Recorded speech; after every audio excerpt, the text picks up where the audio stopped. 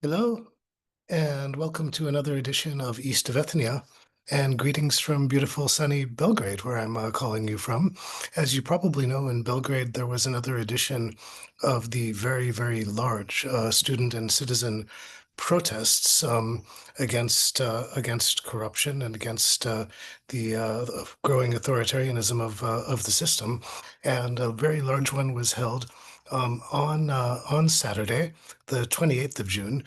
Saturday, the 28th of June, is also a holiday that is important in India, mostly because of its symbolic associations. It's the holiday of Vidovdan, a day that is tied to many historical events, some of them actual and some of them invented in the history of the country. And this means that holding a meeting on this day is going to bring in some symbolic associations that are going to be very difficult for a lot of people to deal with. And the way that it was dealt with at this protest left a lot of people feeling a little bit disappointed. And I could go farther than that, feeling a little bit crushed, not because of the violence, the clashes between police and a group led by provocateurs that followed the protests. That was orchestrated and planned. And it happened as planned, and it happened just about the time that it was planned, about 20 minutes late, because the speeches at the protests ran over time. But it's more the content of the protests itself. The protest began, as these protests always begin, with 16 minutes of silence in honor of the victims of the railway station disaster in Novi Sad. It was followed by some music, some awards, and then speeches. And the day of the protest being Vidovdan, the theme of the speeches was largely Kosovo and Serbia's relations with Kosovo. And the speeches were, to put it at a minimum, jarring. You had a speech from a philologist and politician, Milo Lompar, talking about great Serbian ideology. You had people talking about betrayal. You had accusations that there was an ethnic cleansing against Serbs in Kosovo. You had the establishment of territorial claims, not only to Kosovo, but also to Macedonia. It sounded as though, I mean, either they had borrowed some time from the speechwriter of Vojislav Šešelj, who was on break, or that the people who were preparing their speeches were trying to rewrite the 1986 memorandum of the Serbian Academy of Arts and Sciences. So this left a lot of people surprised and disappointed. Now, what is bad about this? What is it that caused this reaction? I think, first of all, this kind of put a damper on the hope that what we had seen in the protests in the last 7, 8 months was the kind of approach to direct responsibility and democracy and transparency that would transcend some of the standard ideological tropes and divisions that defined politics in Serbia since the end of the 1980s. But what's possibly even more disappointing is the way that the rhetoric that was used in those speeches, basically an exercise in mimicry of the people who the students are opposing, the people in power. And so this has led to a lot of questions. I mean, one question is, why did they decide to do this, and why did they decide to do it this way?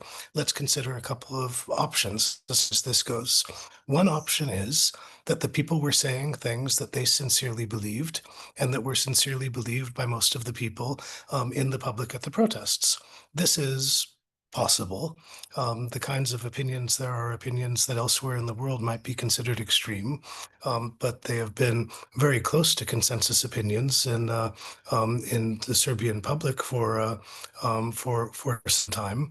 Another possibility is that that perhaps the people making these statements and constructing their vision of the world along these kinds of lines of hatred and division did not realize that they were making an ideological statement, that they were simply restating some perceptions that seemed to them to be normal, and they seemed to them to be normal because they're promoted through education. Education is a combination of propaganda and silence, through media, through propaganda. So over the course of 3 decades, these have come to be normalized. A third possibility is that this was a strategic gesture, and it was a strategic gesture that was operating according to possibly one of two principles. One of the principles is deflection. That is, if you look at the attacks on the students and the student movements and the student protests in the pro-regime media, attack number one is various variations on the theme that the students are unpatriotic, that they are being supported by secret services, either from a neighboring country or from a large influential country, that um, they are echoing themes related to the genocide in Srebrenica that tend to put Serbia in a bad light and so on. And so they thought that by taking these very extreme national positions that they could deflect some of that criticism and try to neutralize criticism in the media. Another possibility is that they were engaged in a kind of pre-election strategy, and that one of their pre-election strategies is to try to out crazy the crazies and force the state into ruling parties into a moderate position, although this seems improbable. In any case, the feeling after hearing this, and you really have to have heard some of the rhetoric. There was one speaker who talked about the members of the governing party as dakhie, that is, using a term that's become a term of abuse, dating from the period of the Ottoman Empire. There are people calling out the prime minister of Kosovo, Albin Kurti, by name in abusive ways. There were people using insulting terms toward ethnic Albanians and so on. Um, how does this affect the protest? Does it mean that the enthusiasm for the protests is at least a little bit dampened, or is a little bit over? Well, let's try to put this into a little bit of context. One thing that we can say is that opinion on every issue in this country, I mean, opinions on the protests, opinions on these so-called national questions, opinions on Kosovo are divided. And what we're seeing now is kind of an expression of what I think I've already told you in an earlier episode, is one of the risks of the students trying to face elections as a bloc, and that is that one of the risks that they have is that by forming an electoral bloc and by trying to present themselves and their group as candidates, they will be forced to take positions on controversial issues and therefore risk losing a part of their support that has been very close to unanimous at a time when it seemed that they were standing for general, widely held values and against corruption and so on. Um, Now, let's try to put this in another context too. And this is one of the reasons why I think, despite the damage that has been done by this event, it's still possible to continue to have some hope for these protests, because the protests are the only vehicle still by which it's possible to get some kind of change that will lead to the development of a relatively democratic structure in this state. And what they have done at the event, they have taken positions, very strongly expressed positions, on questions of fundamental value about which people vehemently disagree. And I'll go a bit further than this. They took positions on this that and I think most of the people here that I know and work with and am friends with and collaborate with reject. So we can say that we disagree with them. But this is happening now in an environment of authoritarian control in which it is not possible to disagree. If there is a chance that through some sort of active change, through elections, that more democratic systems can be established, that governments can be established, that it is possible to change through elections, that institutions can be established in which genuine debate is happening, then let the disagreement happen. Let the people come and work out and bring their opposing points of view to open fora in which they can respond to and dialogue with and influence one another. That is, the basic answers to questions, and these are questions of fundamental value.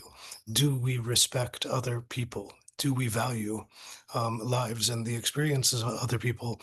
Are questions that can really only be answered in a democratic environment. And I say this in the spirit of kind of giving two cheers rather than three. Now, at the end of the protests, I was there visiting friends of mine in a street near the center that was blocked by police. So I ended up staying with my friends later into the evening than I had planned to, or than that they had planned to have me. And as I finally decided to walk back, There were still police barricades, some action going on at the end of the street, and you could still hear in the encampment in the occupied park that is now the base of the supporters of the regime, their so-called literary evening, in which they are playing the Chetnik songs. So between the smoke and the shouts and the Chetnik songs, I really felt like I was walking through the final paragraph of George Orwell's novel Animal Farm, and this is not a good place to feel like you are, I can say. Thanks for your time and attention, and have a good evening.